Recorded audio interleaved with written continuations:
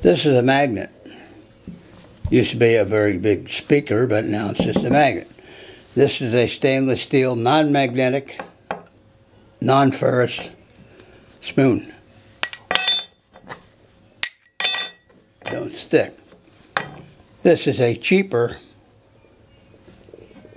apparently stainless steel spoon, but it's ferrous. Sticks to the magnet.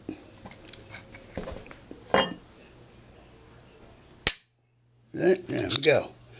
This is a knife.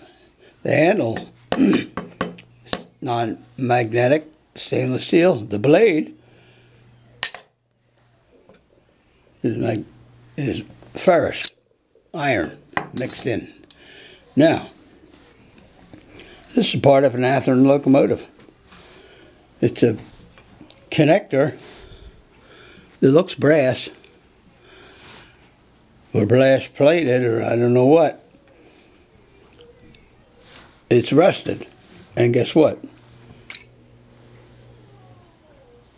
It sticks to the magnet.